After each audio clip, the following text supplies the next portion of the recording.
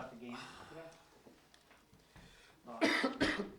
Kind of at a loss for words other than how excited, genuinely so proud and happy for this group.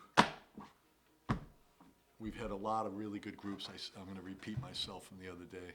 We've been so fortunate, and we've cared a lot about who we bring in the program for sure. We're picky, but we've never had a group better than this group. The way that they show up every day.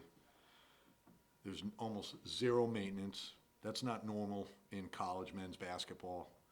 With everything, school at a very difficult school, socially, they're in the gym all the time when we're not doing something organized on their own. And the commitment level through the whole pandemic all the way to this, it just seems like it's justice, you know, honestly, that this group has been extremely special, and they just accomplished a lot of special. So that's pretty cool as a coach. And yes, it's nice to reach the Elite Eight because it's been a while for us. So you guys don't have to ask what that feels like.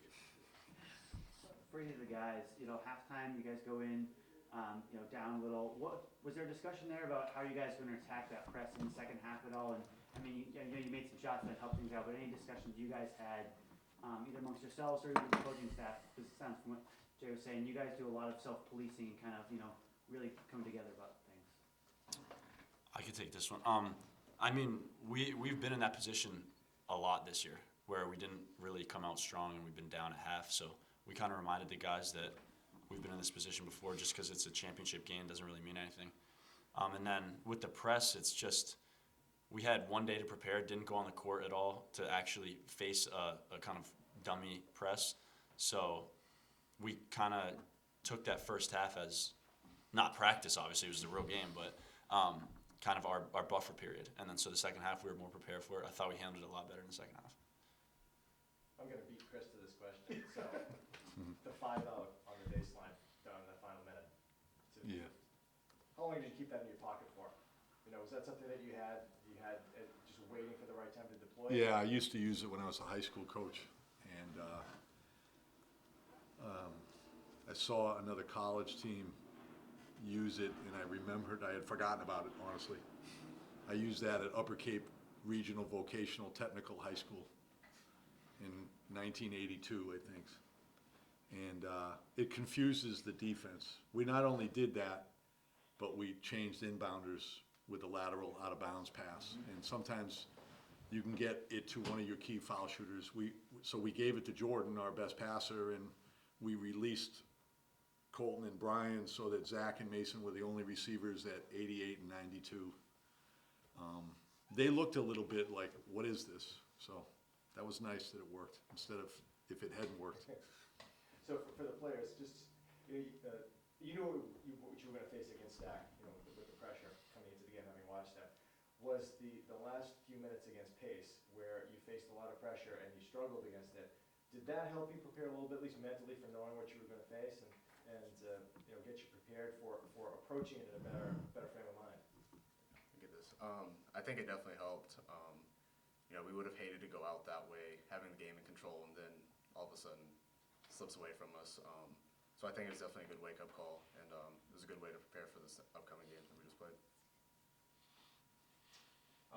Getting back to the run, coming out of halftime, down 4, and then you start hitting shots, and they start missing, settling for jumpers and missing. Yeah. 28-7 run, all of a sudden you're up 17. Now again, they've proven in the past that they can come back from those deficits, so it wasn't over yet with 9+ to go.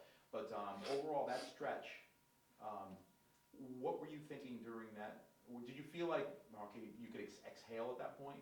Absolutely not. Okay. I mean, if it wasn't me saying it, it was them in the huddle. We saw the other two games. We know their program. We know, I think Jordan said it even in the final media timeout, like this isn't over yet, the way that they play.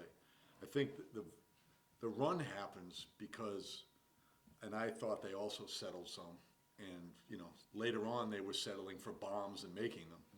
And then, like, Adria played the bomb too much, and he went right by him and scored at the rim, and I thought that was a mistake.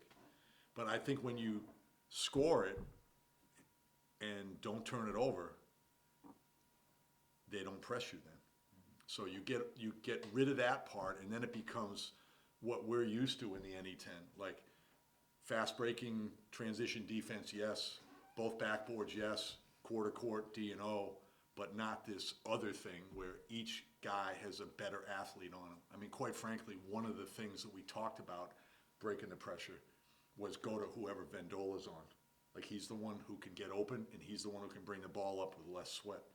So he was just less athletic than Singleton and both little guys when they were in. Those guys are a handful, and they're on and up the line, so that even when they're not running and jumping at you, they look like they might. But that sometimes is helpful if you just stay calm, that they're not really coming. Just get it over mid and get into our 5-man motion. I thought they did it. I mean, we had 8 at halftime turnovers, 7 in the second half. I think 15 when we're shooting 54 and 42 from 3, we're going to be fine. If it got like 20, it's going to be a problem. The other thing that you really cleaned up in the second half was rebounding. And they had 6 offensive rebounds in the first half, and for a long time they had just 1 in the second half. And you looked like there was more of a commitment to, as a 5, to go on the glass and make sure they didn't get those second chances. Yeah, we Was that saw it a point of immediately, emphasis you Steve. guys talking about? I'm sorry. Was that a point of emphasis at halftime, or within the team to just, hey, we have to do better at that? It was me, and we say it every halftime. What are the percentages? So we don't look at numbers, we look at the percentages. And what did I tell you guys? They had 43% at halftime? 38 maybe. 38, and we only had 27. Now, the numbers for the season, they're 32 and 26. We're 35 and 22, so we were not happy at halftime. But we also know that they're like one of the other rebound programs. So we weren't surprised. Again, I thought we couldn't control the deep backboard well enough because the ball was getting in the lane, and now you have to jump rebound. You can't block out. When we help and they have to shoot over us, we can probably all get in the way of our men. So I didn't know if you were asking them, but I'm answering it.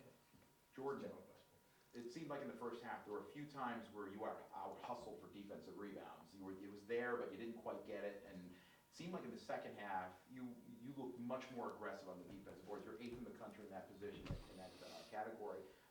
Obviously, you made an effort to be stronger at that. Did that make you feel like a little freer in the rest of your game? Yeah, I think so. I mean, again, we haven't played really a team that's that athletic, and it's kind of unique. They have small guys who can get to the balls that I usually get to, and they have tall guys who can get the balls that I can't get to. So I got beat out for 2 of them in the first half, and that's not really okay with me or him, or the team. So I try to get more in the second half. I don't know what the numbers look like. Well, you actually, you Below had my average? you had 8 D rebounds, so you were below your average. And your roommate finally rebounded like when he was younger, because Colton had 9 rebounds. So that's nice to get it out of him. And Mason, congrats on the 1,000-point. Yes. That's exactly what I was gonna say. See, you I didn't even know that. On the third three. No, Mason and I already talked. That's I awesome. mean, it sort of gets lost in the wash here, winning a regional championship. I know your dad was here, so how cool is it when you think back and go, wait, I was with that, Dad. That's a nice little bonus. Yeah, no, I mean, it's definitely special. I couldn't do it without Jordan, especially hooking me up a lot of open threes. But no, I think looking back, winning this game was way more special than however many points I could have scored. I could have gone over from the field today. If we get the win, I'll be just as happy. For you guys, what does it feel like to make that, make that Elite 8? You go into Evansville and, first time side of the program in, 12 years now to really, get Bentley back to the Elite 8. I think that when my class came into this program, that was one of our biggest priorities, was to kind of flip the script and get it back to where it was in the early 2000s. And to kind of see that, become a reality. This was my last game on this court, so that's in itself, like, I wasn't gonna lose that game. And I mean, I'm actually speechless. He said he's speechless and went on, but I have no words. You know what I'll say is, it's really hard to win the NE10 playoffs in our league. Like, St. A's has had a lot of NE10 playoff wins, but it's even harder to win a regional championship. And I was showing Jack Cole, my assistant, today in the office. Chris knows this, and Steve. We made this game 6 out of 7 years or something crazy like that. We didn't win them all, but that was crazy. And so it's not like, oh, it's been 14 years. If you look at the strongest programs in this region, they don't go every 4 years or something. You know, it's very, very hard. And that's why these guys will forever now feel so great that they accomplished this, because they know the history of the program. They know they've met these guys who have made the Elite Eight before. They hear the stories about these guys, and you know, I'm speechless, because it can't be more deserving than these two and all the guys that they play with. It's crazy, crazy terrific. You get so much experience among the players, and and you added an extra year after last season. I mean, how cool is it to share it with all these guys that you've been with for 4, 5, 6 years now? I mean, it's got to be a special feeling to be able to achieve something like this, with the people you know the best. Yeah, no, it's definitely special. We say this all the time. We think we have a great group of guys. We love playing together. We get along great off the court. And since we've been working for this for so long, ever since we got here, and we've fallen short the last few years. So just talking about it consistently the last few years, and then actually seeing it happen now, it's kind of feels surreal. Can't believe it's happening, but no, it's really special, especially with this group. Yeah, just another thing. I mean, we talk about it a lot amongst us, but like this college experience, you're living with like your best friends, and you get to go to war with your best friends every single day.